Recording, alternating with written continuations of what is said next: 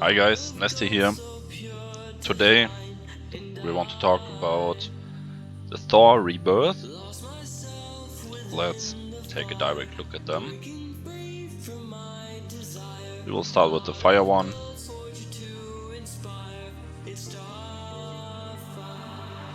Where do we have him there? Yeah, as you can see, Thor is a double defense down, 70% 2-turn, 50% 2-turn. He's decent, but honestly he's not needed anymore with the recent buff of the Fire Yuki. She's now a bit better than the Thor, or they are at least equal, so there is no need to throw that many net force into a Fire Thor. Let's go for the water one. Where do we have him? There. Yeah, as you can see, he has a moral boost and the Predator. Moral boost is low, Predator is low. Stats are not bad, but I wouldn't recommend him. There are better ones. One of them is the Wood Thor.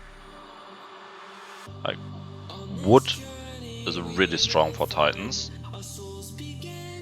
As you can see, he's balanced, stats are totally fine. You can see the recovery is really low. This is exactly what we want. Decent HP, decent attack, defense is also totally fine. Be careful with his critical skills. Like, if you are not critting, the skill won't be activated. For other Courageous Strikers, especially net 5s, it's often that it's a normal Courageous Strike, and if you are not landing the crit, then you're not landing it. But for Thor and these, if you're not landing the crit, the whole skill will not work. So instead of, I don't know, per hit 100,000, you will see 1,000 or something. But I would say overall the wood and the dark are the best by far.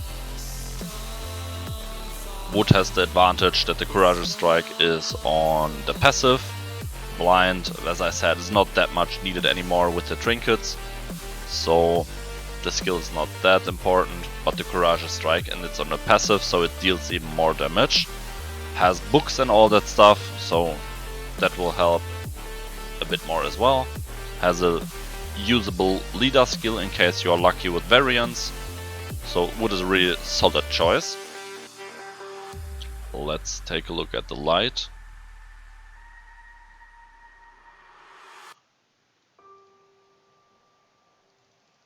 As you can see, stat-wise, the light one is also really good. Like, look at the high HP and even a decent defense. Obviously, attack and recovery are really low, but it's a tank, so it's meant to be able to use the skills as much as possible. And therefore the stats are totally fine, like a lot of HP and still decent defense.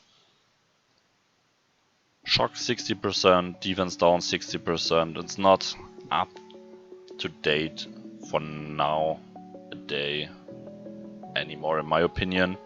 Once he was one of the best monsters that you could see in the defense, but I think he's a bit outdated. Still a solid choice, but I personally would prefer the wood or the dark one. If you like the light one, if you want to do something for PvP, light is totally fine, but like I said, I would prefer the dark and the wood one.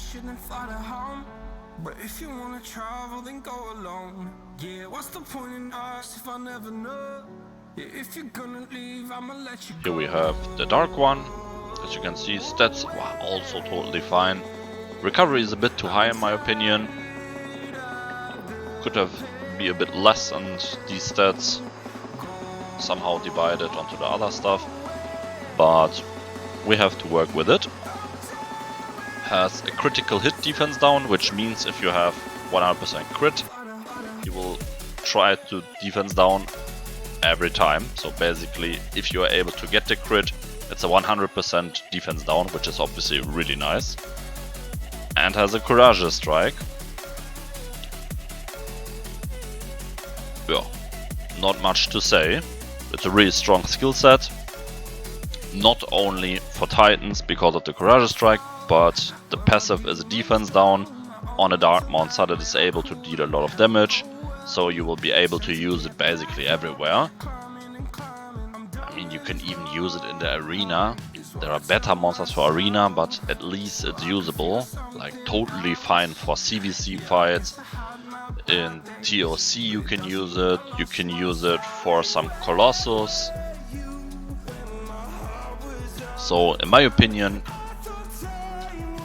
I think the overall most versatile is the Dark one. For late game, if you're not that lucky with all the Wood Courage Strike monsters and that, Merlins, Zubajis and whatever, then I would go for the Wood Thor. He still hits really hard. And yeah, if you prefer to go for a light one, it's also fine, but I would stay away from Fire and Water. And yeah, like I said, Dark and Wood the best, then comes Light, and then comes Fire and Water. Yeah, that's it with the short guide for the Thors. The builds are like always the same. The tanky Thor, HP defense for overall more HP, or defense HP if you want to fight against these Draker lineups. And the other two obviously need the crit rate gem, so either you're going attack crit rate, or you're going attack HP crit rate. Both totally fine, it's totally up to you if you want to have a glass cannon or a monster that can take a hit as well, but is dealing a bit less damage. So that's it with the short one for the Thor, and see you soon guys, ciao.